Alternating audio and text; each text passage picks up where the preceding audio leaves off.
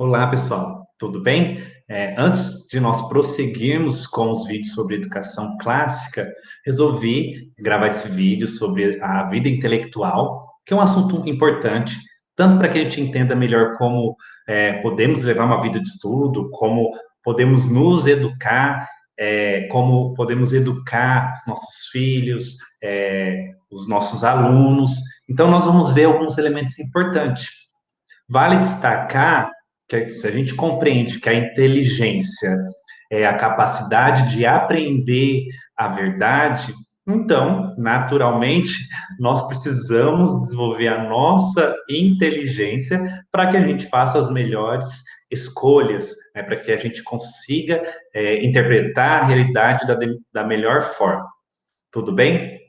Bom, eu vou usar para esse vídeo, o livro A Vida Intelectual, Seu Espírito, Suas Condições, Seus Métodos, do padre Sertilanges. Como esse livro tem muitos elementos sobre a vida intelectual, eu vou dividir em três partes. Então, nós vamos ter três vídeos, sendo esse o primeiro. Tudo bem? Bom, então se a gente fala de vida intelectual, vamos pensar primeiro sobre essa vocação intelectual. O que se refere? Né? Então, pelo padre Sertilanges, a vocação intelectual se refere, né, àqueles que pretendem fazer do trabalho intelectual sua vida, quer por dispor de todo o seu tempo para dedicar-se ao estudo, quer por, estando comprometidos com ocupações profissionais, reservarem para si, como um feliz complemento e uma recompensa, o profundo desenvolvimento do espírito. Então, daqui nós já vemos que existem dois grupos. O primeiro grupo seria aqueles que a gente considera como os eruditos, aqueles que estão no meio acadêmico e que podem ter todo o seu tempo disposto, dedicado aos estudos, e nós vamos ter aqueles que têm outras ocupações, que têm uma profissão, mas que têm o interesse, se identifica com essa vida intelectual e vai dispor um tempo de sua vida para os estudos, ok? Então, já vamos desmistificar essa ideia que a vida intelectual é apenas para quem está na universidade. Não é esse o caso, tá? Só que, quando a gente pensa em vocação intelectual, é importante enfatizar que ela não se satisfaz de modo algum com leituras soltas e trabalhinhos esparsos. Então, o intelectual não vai ser alguém que apenas lê um jornal, que vê alguma notícia na internet. Não é essa a questão. Ó, a vocação intelectual trata-se de penetração e de continuidade, de empenho metódico com vistas a uma plenitude que responda ao chamado do espírito e aos recursos que lhe agradou repassar-nos. Então, existe uma periodicidade, uma continuidade aí nos estudos, não é coisas aleatórias, né, os estudos. Então, aí, sendo bem realista sobre essa vida intelectual, destacar que a vida de estudo é austera e impõe pesadas obrigações.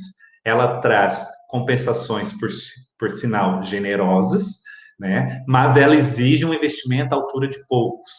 Os atletas da inteligência, tal como os do esporte, devem prever as privações, os longos treinos e uma tenacidade às vezes sobre-humana. É preciso entregar-se de todo o coração para que a verdade se entregue. A verdade só está a serviço dos seus escravos. Então, é importante entender que realmente a vida intelectual, a vida de estudos, ela vai ser penosa, ela vai ser difícil, vai ser longas horas sentados estudando, mas nós vamos ter os benefícios, nós vamos ter o resultado de tudo isso. A ideia final aí é que a gente precisa entregar de todo o coração para que a verdade se entregue a nós. Né? Então, nós vamos ter que dispor de muito tempo e passar longos períodos aí para ter esses resultados. E aí, quando a gente pensa nisso, nessa disposição, nessas privações, o primeiro ponto é que muitas pessoas podem acreditar que o intelectual é um isolado, tá? A deriva da sociedade, ou está na sua torre de marfim e não tem contato com a vida prática. Mas a questão que é colocada nesse livro é que isso não é o caso. O intelectual não pode ser isolado. Qualquer que seja a situação, por mais abandonado ou retirado que se suponha que esteja materialmente, ele não deve se deixar tentar pelo individualismo. Então, nada de individual, e nós vamos aprofundar um pouco mais disso lá para frente. A gente vai ver que o intelectual realmente não é uma pessoa isolada da sociedade, das relações. O isolamento inumano, o isolamento é inumano, pois trabalhar humanamente é trabalhar com o sentimento do homem, suas necessidades, suas grandezas, solidariedade que nos une numa vida intimamente partilhada. Então, a vida real é uma vida una, uma vida de família imensa com a caridade por lei. Se o estudo quer ser um ato de vida, não uma arte pela arte e uma monopolização do abstrato, ele deve deixar-se reger por essa lei da unidade cordial. Então, a vida intelectual, quem se devota à vida de estudos não pode enxergar como uma arte pela arte, só de adquirir conhecimento, mas de uma maneira que esse conhecimento também seja útil e que ele possa viver ter essa caridade por lei. Ao mesmo tempo, a gente também vai pensar em algumas virtudes do intelectual, que vai envolver o intelectual. Já se pressupõe que tem a ideia da inteligência envolvida, mas será que não existem outras áreas da nossa vida que se relacionam com a inteligência? Então, a primeira problematização. Não haveria qualquer coisa de chocante em ver-se uma grande descoberta ser feita por um patife? Então, imagina só. E a gente se depara, acho que ao longo da história, com pessoas geniais que têm uma alta inteligência, só que ao mesmo tempo são más, né? Não seria estranho pensar sobre isso? Então, o intelecto não é mais que uma ferramenta, e a manipulação determinará seus efeitos. Então, um patife pode ser inteligente, mas a forma como ele manipula sua inteligência, isso vai trazer algumas consequências. Para reger adequadamente a inteligência, não fica evidente que qualidades bem diferentes da própria inteligência são exigidas? Instintivamente, todo espírito reto declara que a superioridade em qualquer setor inclui uma dose de superioridade espiritual. Para julgar de modo verdadeiro, é preciso ser grande. E essa grandeza está relacionada com a moral, com a ética, com o caráter do intelectual.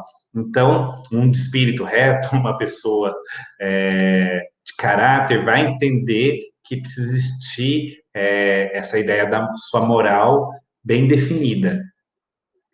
Então, se o caráter aparecer, se o caráter morre, é de se esperar como decorrência que o sentido das grandes verdades venham a sofrer consequência.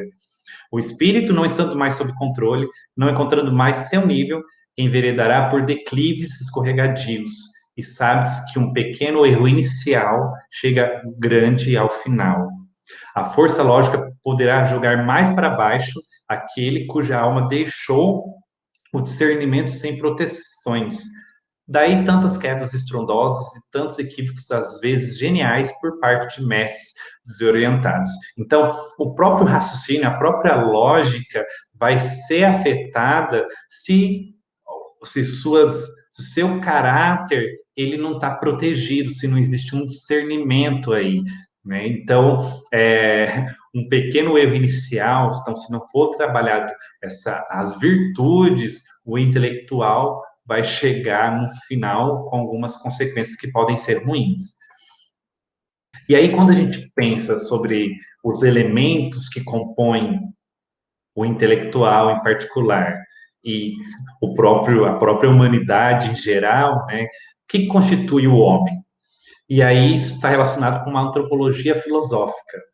Nós podemos questionar: será que acredito que pensamos apenas com a inteligência? Não passamos de um feixe de capacidade onde se toma para isso aqui ou para aquilo lá, o instrumento apropriado?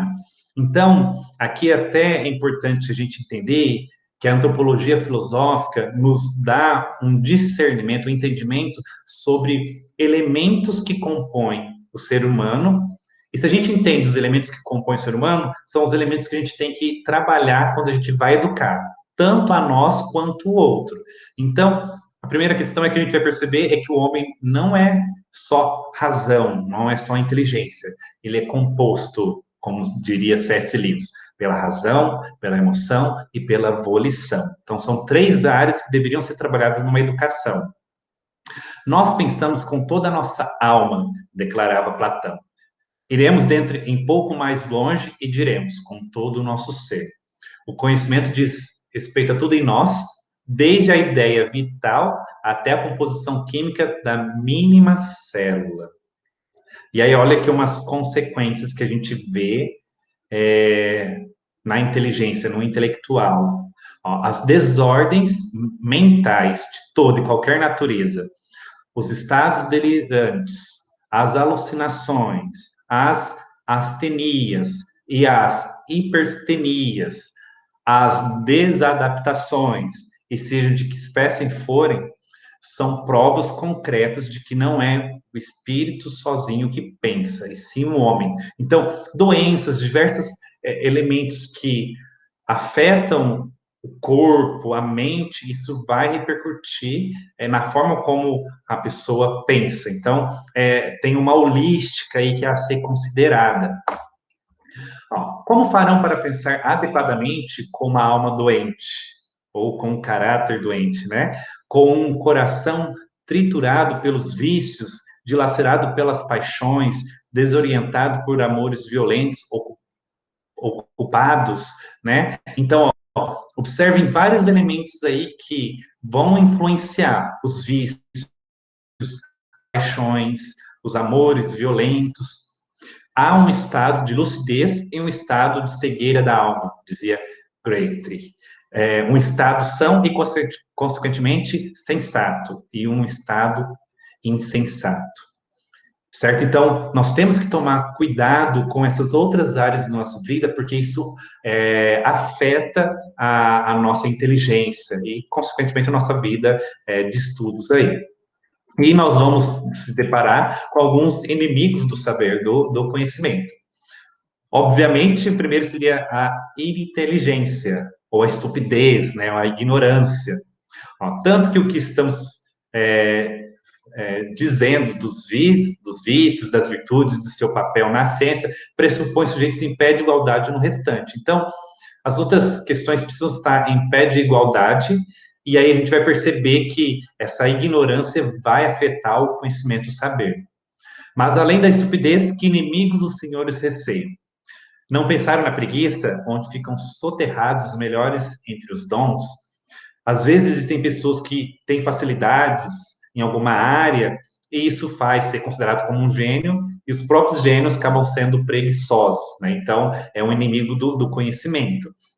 Na sexualidade, que enfraquece, entorpece o corpo, embaça a imaginação, estupidifica a inteligência, dispersa a memória, principalmente aqueles que se alimentam da pornografia, a gente vai perceber que se eles decidem ter uma vida intelectual, isso vai trazer consequências aí, vai dificultar a atenção, vai dispersar a memória, porque o tempo todo vai estar pensando em outras coisas e não focando no que deveria, né? No orgulho, que ora ofusca, ora entenebrece, que acata tão plenamente nossos próprios pontos de vista que podemos perder de vista o universal. Na inveja, que renega, né, obstinadamente a luz aqui ao lado, na irritação, que repele as críticas e se finca no erro. Então, nós vemos vários elementos aí que vão dificultar essa vida de estudo, né? Ora, podemos estar irritado e simplesmente não saber apreciar uma crítica e aprender com ela. Ora, nós vamos ser orgulhosos e vai ofuscar também os nossos relacionamentos, ok? Então, são pontos também que a gente tem que fazer uma introspecção, analisar as nossas ações e pensar se não existem alguns inimigos que têm dificultado a nossa aprendizagem aí. E aí, pensando então numa virtude própria ou intelectual, a gente vai deduzir, logicamente, a questão da estudiosidade. São Tomás de Aquino classificava a estudiosidade sob a categoria da temperança moderadora, para indicar que, em si, o saber, sem dúvida, é sempre bem-vindo, mas que a constituição da vida nos pede para temperar, para ter um domínio próprio e tomar esse cuidado, isto é, adaptar às circunstâncias e juntar às demais obrigações um apetite por conhecer que cai facilmente nos excessos. Nós vamos ver um desses excessos. A questão é que o conhecimento sempre é bem-vindo, mas o intelectual ele tem que saber dosar, saber focar. Que um desses excessos que é tratado no livro é a questão da vancuriosidade, e como essa vancuriosidade, esse desejo de conhecer várias áreas pode mais atrapalhar do que ajudar uma vida intelectual. Então, vêm-se muitos curiosos da ciência que não temem sacrificar-lhe suas mais estritas obrigações. Não são mais cientistas, são diletantes. Ou então, eles deixam de lado o estudo que corresponde às suas obrigações para prosseguir aquele que preenche seus desejos. E a desqualificação é a mesma. Então, por exemplo, eu que sou da matemática, se eu quisesse, em vez de eu focar na matemática para tentar ter uma vida de estudos nessa área, eu fico querendo o tempo todo saber de diversas outras áreas, dominar diversas outras áreas. E isso, na verdade, vai atrapalhar. Eu não vou deixar de ser um cientista, no sentido de me dedicar a uma área e vou me perder por conta de todos esses assuntos que eu quero dominar. Então, é uma coisa a se tomar cuidado para não cair no excesso. Aí, os que almejam ir mais alto do que suas forças lhes permitem e se expõem ao erro, os que estragam suas faculdades efetivas para adquirir outras ilusórias, são igualmente curiosos no sentido antigo. Então, essa curiosidade, ela pode ser perniciosa em um certo aspecto, quando não dosada. Para colher o grande, comece plantando o pequeno, como diz os especialistas florestais, e venha a ser este. O sábio começa pelo início e só dá o passo seguinte depois de ter firmado o anterior. É esse o motivo pelo qual os autodidatas têm tantos pontos fracos. Não se consegue começar sozinho pelo começo.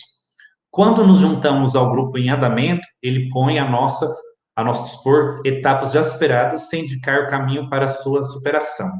Em outras palavras, a ideia é assim: em vez de nós começarmos pelo difícil, vamos começar pelo fácil, pelo início, e só ir avançando conforme a gente tiver certeza que a gente está dominando o mais fácil. Porque o problema do autodidata é isso.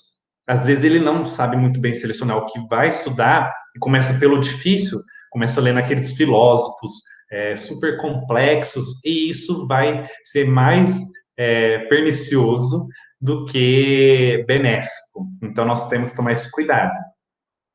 Não se deve superestimar-se, e sim avaliar-se. Aceitar-nos a tais como somos e obedecer a Deus e preparar para nós vitórias seguras. Então, aqui, o padre, por ser cristão, ele vai falar de questões bíblicas, questões cristãs, e a ideia aqui é assim, a ideia é que a gente sempre nos avalie, que a gente vê o nosso nível de conhecimento para que a gente possa prosseguir. E um elemento da importância de se avaliar é justamente o nosso ritmo. Caminhe em frente seguindo o seu próprio ritmo, como Deus por guia. Então, nós temos que ser humildes o suficientes para entender o nosso ritmo, o nosso tempo, o conhecimento, como a gente está dominando, para que a gente possa avançar.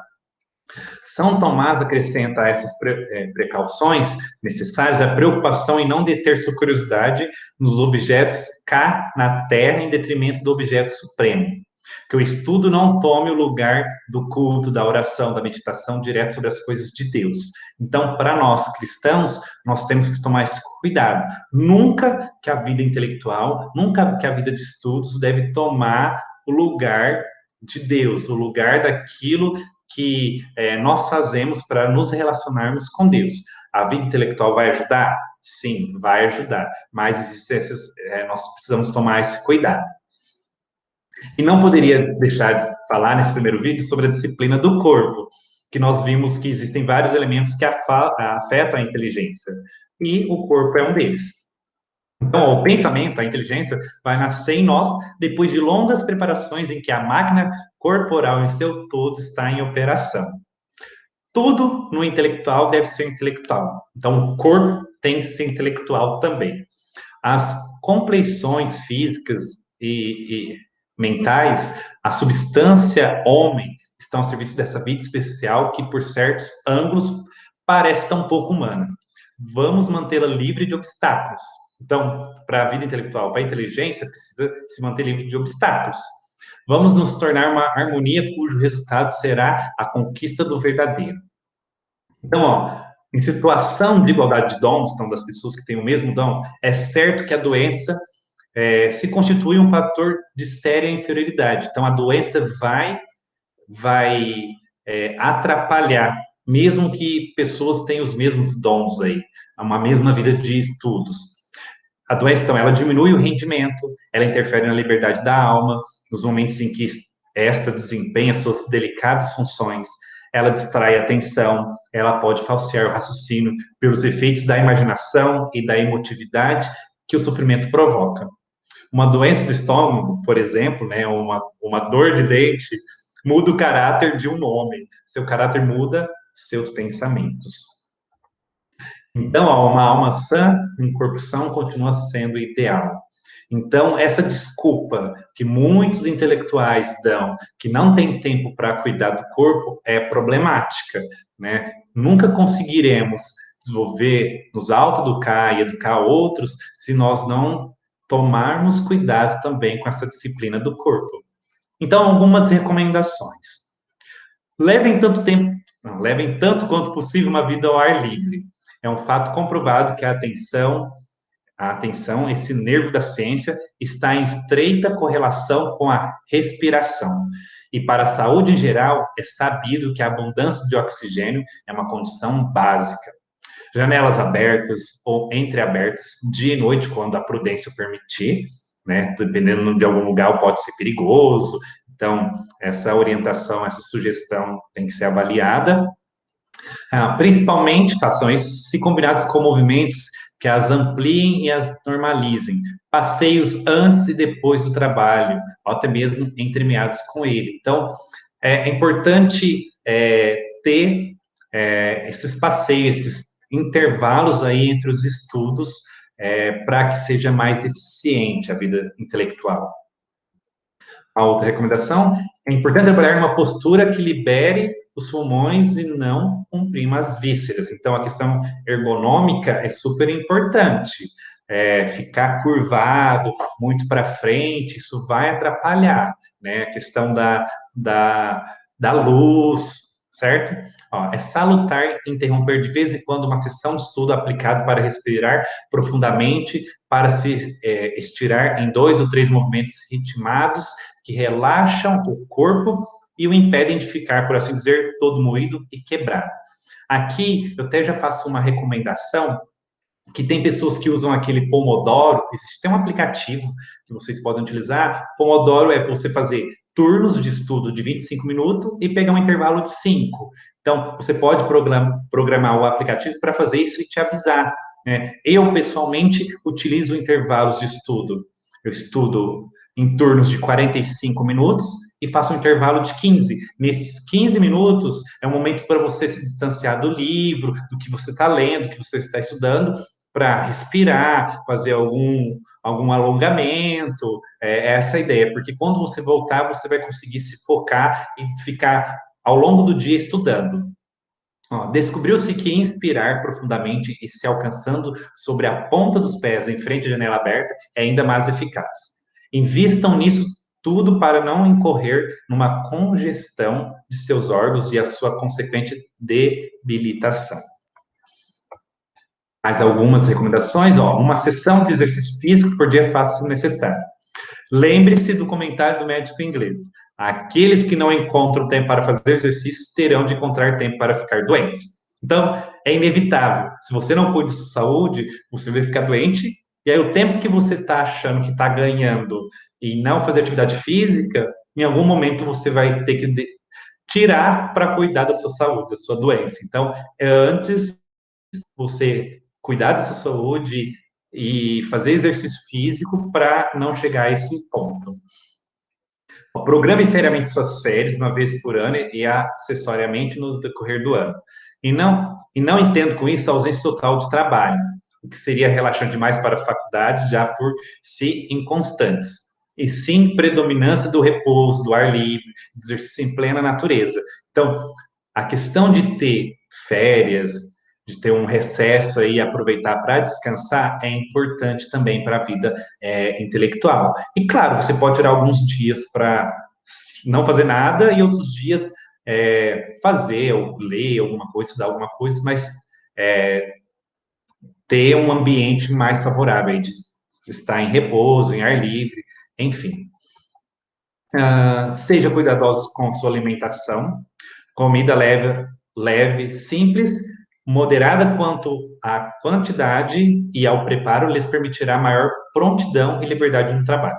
Um pensador não passa a vida em sessões de digestão. Então, ó, nós vimos que o exercício é importante, o ambiente é importante, a alimentação é importante para a vida de estudo, né? E até a gente comer comidas leves para não ficar muito tempo com indigestão e até a ideia de que quando a gente tem o pico insulínico, nós vamos ter mais preguiça, mais indisposição, então nós temos que saber aí nos alimentar.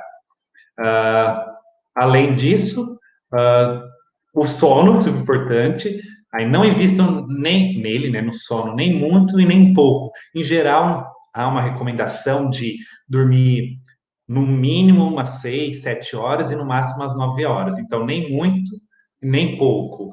Ficar nesse intervalo aí das 7 às 9 horas de sono, ok? Globalmente, compreendam que o cuidado com o corpo, instrumento da alma, é para o intelectual uma virtude, uma sabedoria. Então, não menosprezem a disciplina do corpo. Fora isso, nós temos que pensar na organização da vida. Então, para que tudo no estudioso esteja centrado no trabalho, não lhe basta organizar-se por dentro, definir sua vocação e administrar suas forças.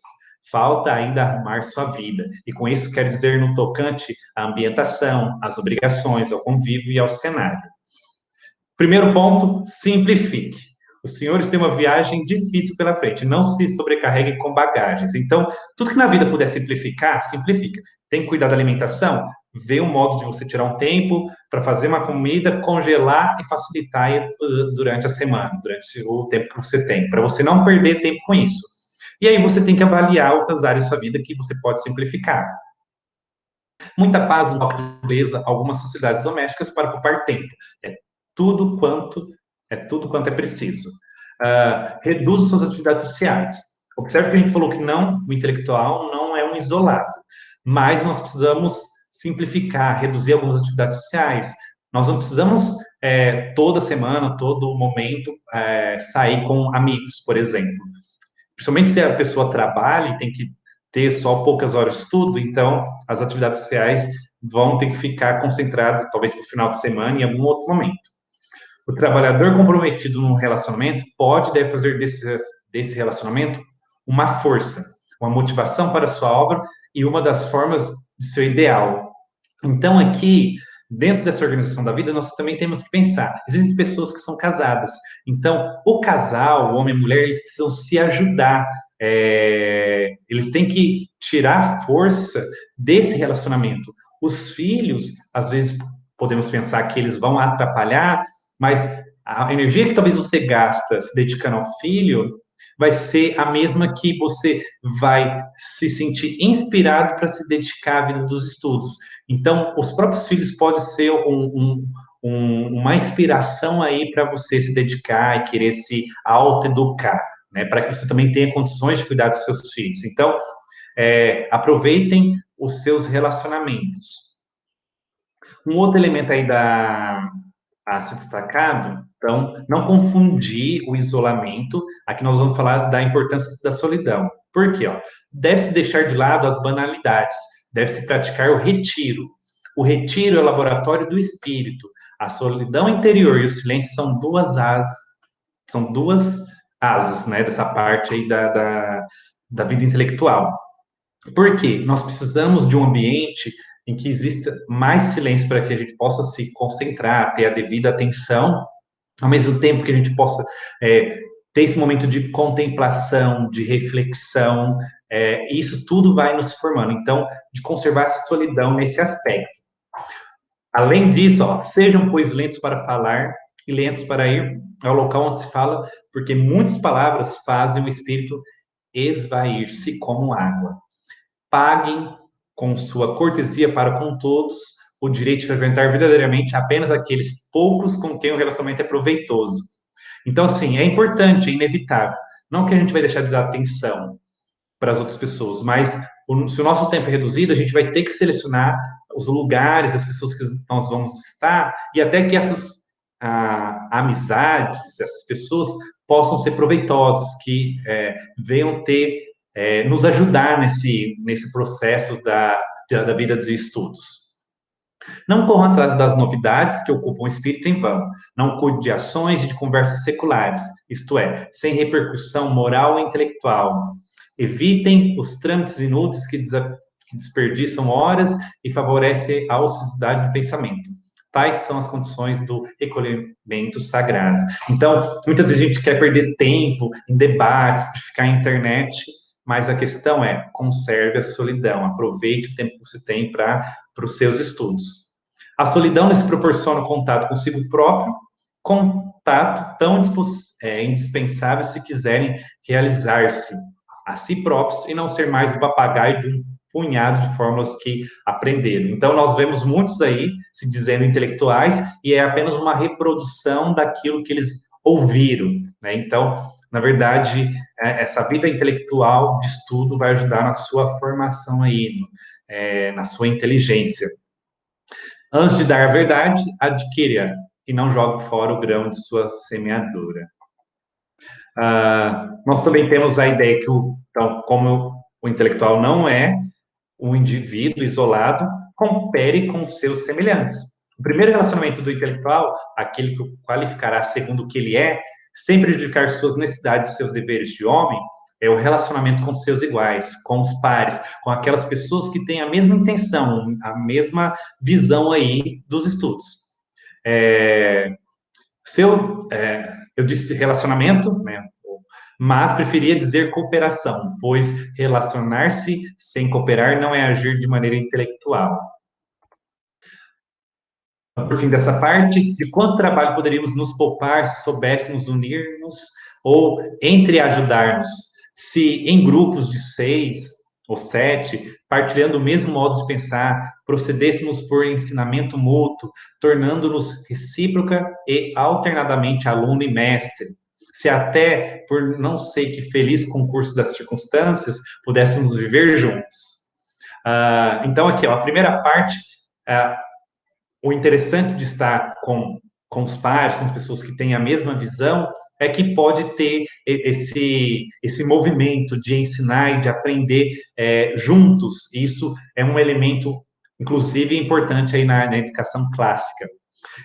Se além das aulas à tarde, dos estudos dessas aulas, conversássemos no fim do dia, até mesmo à mesa, de todas essas belas coisas, de modo a aprender mais sobre ela pela troca e infiltração de ideias do que pelas próprias aulas. Então, existe um valor, assim, de ter boas amizades que vão poder, até o final do dia, naquele momento de lazer, estar conversando coisas inteligentes, coisas produtivas, né?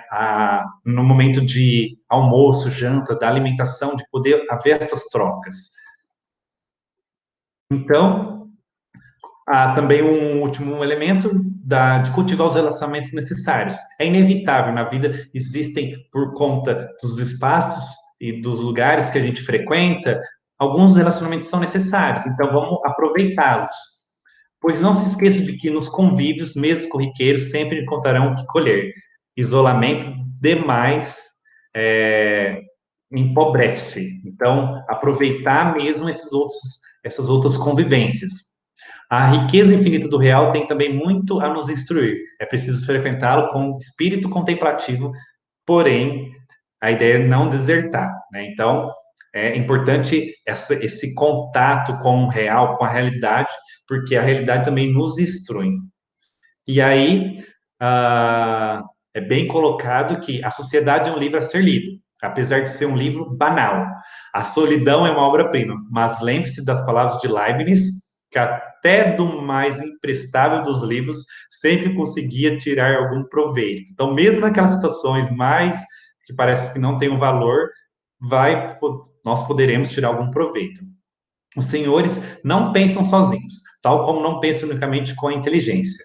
Sua inteligência se associa às suas faculdades, como nós vimos, as outras faculdades, sua alma a seu corpo, por isso a necessidade de cuidar do corpo, e sua pessoa às suas relações. Então, os nossos relacionamentos são importantes. É tudo isso seu ser pensante.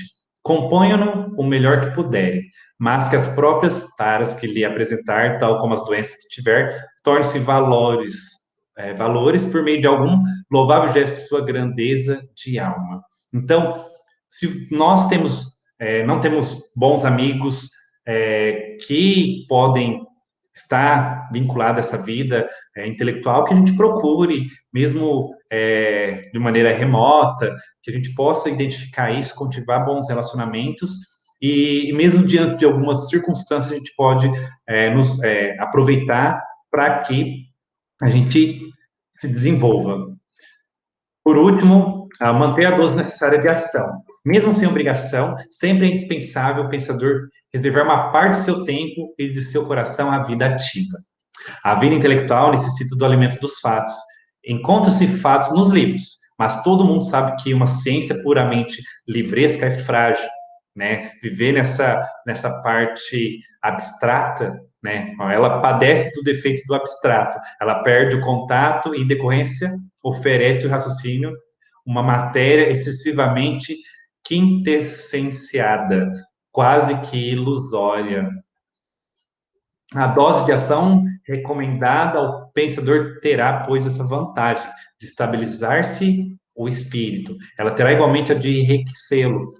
Quantas experiências a vida nos propõe a cada dia? Nós as deixamos passar, mas um pensador profundo as recolhe e com elas compõe seu tesouro. Seus quadros espirituais serão pouco a pouco preenchidos com elas.